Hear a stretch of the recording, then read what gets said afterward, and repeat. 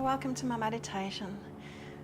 I have committed to meditating every day, and so I thought I'd do it live here on my YouTube channel to invite you to commit to meditating however often you want to commit to meditating too.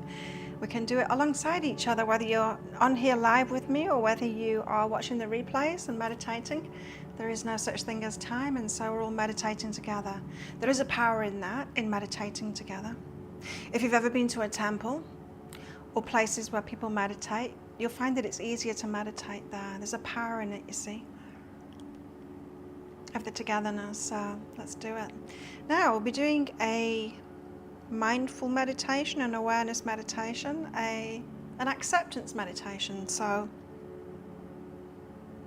we've got three minds. The conscious mind, that's the one that thinks, we think.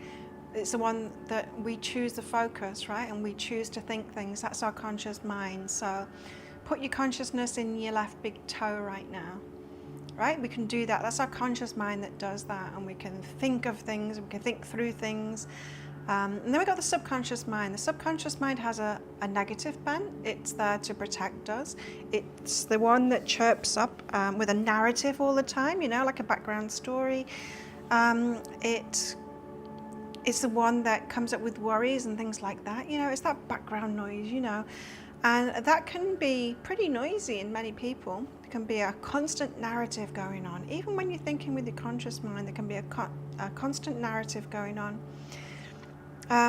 You got to remember the subconscious mind, it is trying to protect us. It's trying to remind us of the things that are perhaps potentially harmful. And that includes people, you know, and situations, because we are communal beings. We are a species, not like cats. Cats are pretty independent. Human beings, we're not. We're supposed to be in groups. And we're not in the Western world. We're living separately, isolated. And so that is jarring to the subconscious. And so you might think there's no danger in psychological things, in issues with people and stuff like that, that the subconscious shouldn't be trying to protect you from that, like it would protect you from a tiger. But it does. It sees danger in that, because if we are not connected with our community, then our subconscious mind is alerting us to that, because that means no food, no shelter, you know. It means survival to the subconscious mind. So we all have a subconscious mind, and we can notice when it's being noisy, when we get distracted by it. If we just notice it and accept it, and perhaps accepting it with some love as well, because it is trying to protect us, rather than trying to fight it or quieten it down. If you think about it, it's like a small child.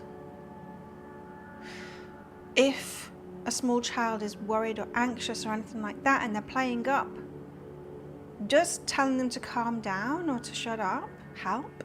Or is that going to make it worse? It's going to make it worse, right? And so we have to be gentle, listen to the subconscious mind, and accept it where it's at, you know? Even thank it for trying to protect you. Then we've got the superconscious. That is the higher self mind. We open ourselves up to that in meditation, when we can quiet our mind. Not that we're trying to quiet our mind, but our mind, our subconscious mind, generally quietens the more we meditate. And that makes space for us to listen to the superconscious mind, the higher self mind. This is where you get your guidance, your intuition, inspiration, ideas. It can be someone that pops in your head, or a place, right? And that's the inspiration that we need to act on, because that is leading us forward on like our magical path in life. So hopefully we open ourselves up to that in meditation. So let's do it.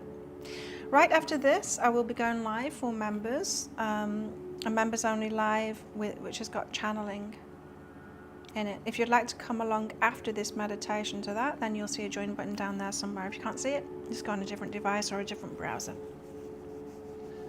Okay, so I'm going to start off with some deep breaths to quieten the nervous system down first, to relax into this. So taking some deep breaths now.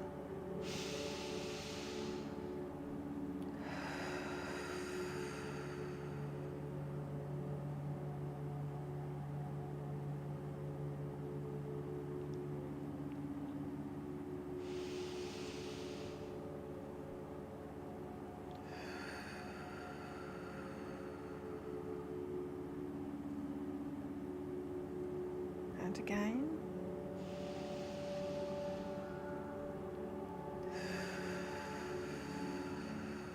And letting all of that go. Now join me in moving our conscious awareness around our body to focus on each part of the body, to release any tension or any holding that we're doing there, to further calm the nervous system. So we will start off in the toes of the left foot, releasing any tension there, and then moving up through the arch of the foot, through the ankle of the left foot, and then up the calf to the knee, up from the knee through the thigh, up to the hip and the glute there, releasing, perhaps feeling where you're touching whatever you're sitting on or lying on. Releasing the hips there, moving across to the right hip, right glute, relaxing that down, and down the right leg, down the right thigh to the knee.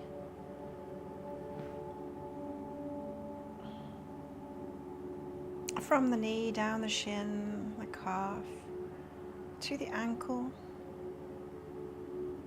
and down through the arch of the foot to the toes on the right hand side. Moving across now to the fingers of the left hand. Hope you did too.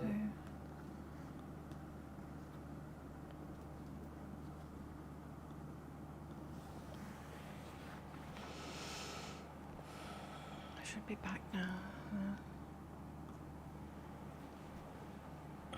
Yes. We had a power cut. We've had a very heavy rain this morning, and the roads are like rivers, and we often lose power when that happens. It was really nice. The aircon turned off, the fridge. There was no power tools outside. It just went all to natural noise, and it was such a nice break from the constant whirring of appliances and things outside that run on electricity.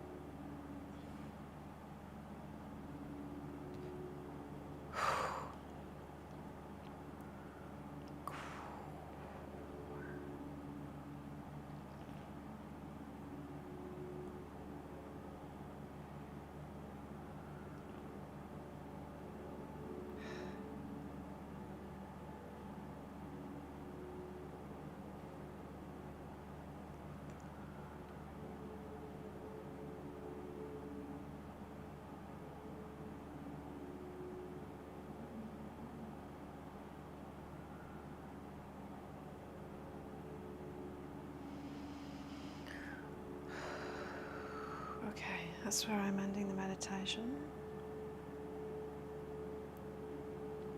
If you'd like to come out of it too, you're welcome to, or you can carry on meditating.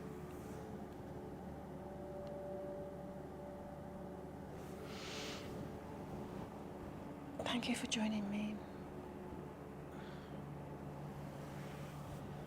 And sticking with me if you did during the power cut. I carried on meditating through the power cut. I hope you did too. Thank you for joining me. Let's do it again tomorrow.